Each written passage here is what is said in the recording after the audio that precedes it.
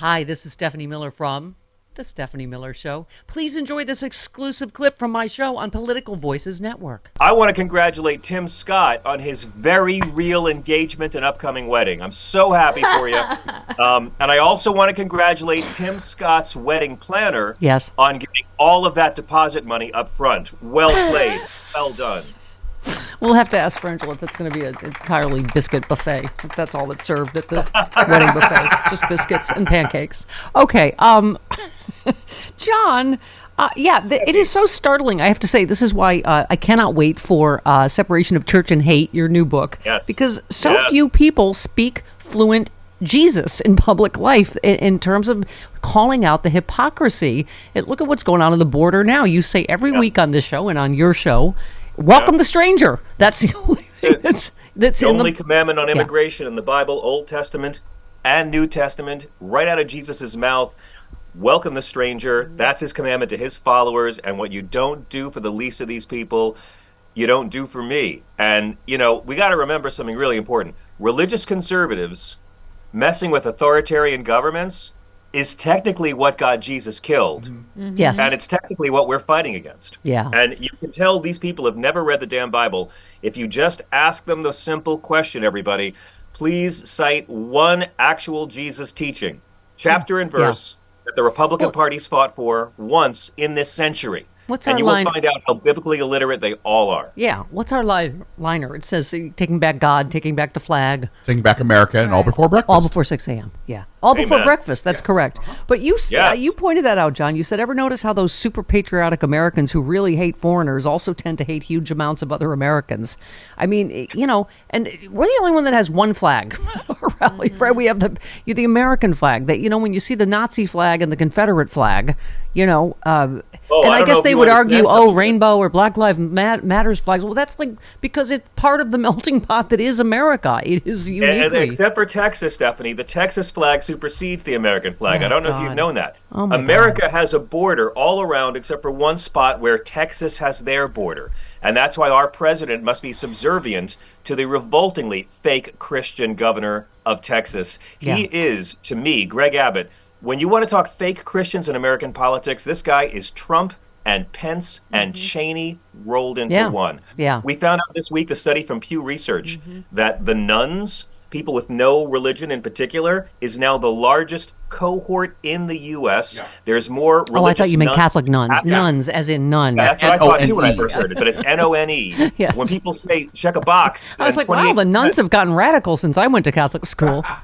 There's more nuns than Catholics. There's more nuns than Protestants. And the reason people are quitting religion is Republican Christians. 3 states this week, we saw in Alabama, they just had to execute a man with nitrogen hypoxia, which the American Veterinary Society said was too cruel to use on animals back in the year 2000. Yeah, I was just going to ask you about that because I know you talk about the death penalty a lot as well. It's nitrogen gas. The first time we have used this method that the UN rights chief says may amount to torture. I mean, it sounded awful. It basically caused him to suffocate in this face mask. It took. What did we say, Jody? 22 minutes. He began writhing and thrashing for approximately 2 to 4 minutes, followed by about 5 minutes of heavy breathing. Yeah, here's how it works, because there's killing people, and then there's killing people in Alabama. This man's guilty. No one's saying Kenneth Eugene Smith was a good guy. He was a dope. He was paid $1,000 by this guy to kill his wife. They got him. Everyone knows he did it. This is murder. This is the state pretending they're better than him. Yeah. So if you kill someone with this gas in a chamber, they die. But if you put a mask on their face, they're going to thrash around and convulse, and oxygen will get into the mask and temper the poison. So it took this guy 22 minutes of convulsing on a table for them to murder him by the state. They're not Christian. Nope. Look at Ohio, where Mike DeWine vetoed this anti-trans legislation, and now the House and Senate both said no, the cruelty is the point. Yep. And on top of it, you got Greg Abbott fighting to welcome the stranger by putting razor wire and defying the Supreme Court like it's 1960. And a lot of Christians so mad we can't slice kids to ribbons in the Rio Grande. Oh, what's the point of being Christian if you can't slice children? What's the point of being pro-life if you can't watch brown children be slaughtered? Yeah. And now Abbott is saying, he's doing the secession talk again. Mm-hmm. Yeah. Good God. The only thing Texas needs to secede from is fake Christian governors and high fructose corn syrup. I've had it, Steffi. I mean, this is what we were saying, talking to Glenn Kirshner about he is encouraging another insurrection. He's talking about, send your National Guards to defy the federal government. I mean, it is hard to believe, like, he gets more dangerous by the day, but he manages to.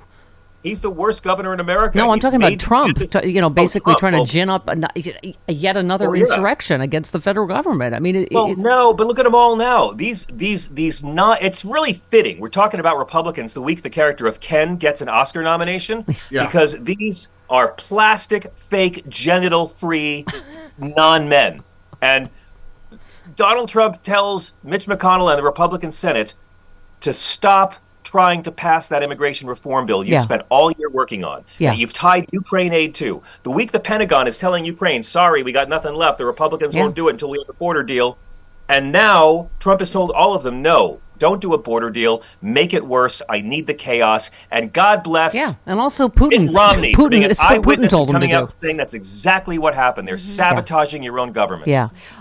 Speaking of, it is ironic, John, that this is in Texas. This is, where all of this unchristian crap is going on. So this is the 10 Commandments in School bill. Take a listen again. James That's great. Tallarico. Yeah. You probably know Matthew 6:5 when Jesus says, "Don't be like the hypocrites who love to pray publicly on street corners. When you pray, go into your room and shut the door and pray to your Father who is in secret." A religion that has to force people to put up a poster to prove its legitimacy is a dead religion. And it's not one that I want to be a part of. It's not one that I think I am a part of. I can tell which representatives have Sirius XM and clearly listen to the John Fugelsang show every night, as they should. Or they subscribe to the John Fugelsang podcast. That's correct. Yes. There's that too. Or they've been to a secular liberal. With Matthew 6:5. I mean, Jesus warns us about these people. He tells us, don't trust the ones who pray in public to be seen. They're a joke. Jesus continually warns you about conservative, pious, religious frauds. All throughout the Bible, that's who he calls out. He has more rage for conservative religious hypocrites than sinners throughout the whole book. It's right there, and if these Republicans would read it, maybe they'd actually help people. But at this point, you got to remember, they never fight to put up the Beatitudes, the Sermon on the Mount. They never fight to put the words of Jesus on a courthouse wall. Just the 10 Commandments, 8 of which are legal in this country. But I'm glad those children in Texas are learning not to worship graven images. Right. One more, this that you always talk about, faith and works. I love this one. You know that in Scripture it says faith without works is what? Dead. Is dead. My concern is instead of bringing a bill that will feed the hungry, clothe the naked, heal the sick, we're instead mandating that people put up a poster. And we both follow a teacher, a rabbi, who said, don't let the law get in the way of loving your neighbor. Loving your neighbor is the most important law. It is the summation of all the law and all the prophets. Mm-hmm. It's almost startling to hear someone in public life talk like you do about the actual teachings of Jesus. And he's a lot less irritating about it than me. That was Paul in the end there, by the way. But I mean, it's exactly true. These people aren't Christian. And again, I love my atheists. I believe in atheists. You don't need to believe in any of the Bible as literal fact to use it against fundamentalists. Exactly. A godless heathen is one of my favorite people in the world, Crystal Boy. Yeah. Jesus is a prop to these people. He's a prop they wave around, but they ignore his teachings. You don't need to be religious. And they worship a syphilitic rapist, which you included a picture of his hand, and you said, from legions of fans to lesions on his hands. Oh. That's a snappy campaign slogan. He is a liberal helper. It's on a bumper sticker. There you go. Glad to help. Senator Susan Collins says she will not endorse former President Trump, even if he becomes the party's nominee. And you said, in the Susan Collins inevitable Trump endorsement countdown clock begins. It's just... She's learned her lesson, Steph. She's learned her lesson. Yeah. This party, John, is so pathetic. The RNC saying, nope, primary's over.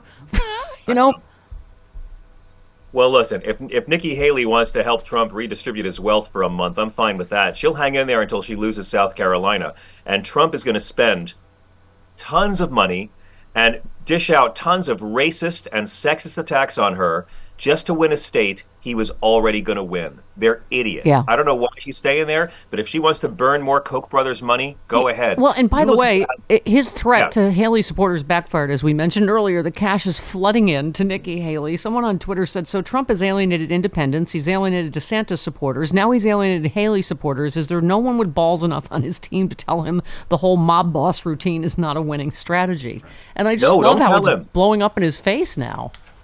But I mean, we've talked about this before. You look at how the media covered Iowa last week when Trump didn't do that well. They did the same thing this week in New Hampshire. Yesterday in Axios, the #1 story, Trump's power surge. And they were praising him for being so disciplined. #2 story, Trump historic dominance.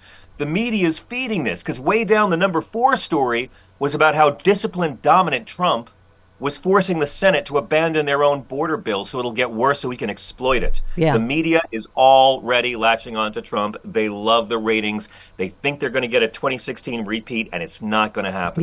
Yep. And you thank God there's a group of superheroes that we're going to not just save democracy this time, we're going to save the world. Yep. SexyLiberal.com. The only show on sale right now is Chicago for the DNC. Get those tickets before they're gone. Right. I think VIP's almost sold out, and then we're going to have a ton of new announcements. A crap ton? Yes. Okay. Coming up. Yes.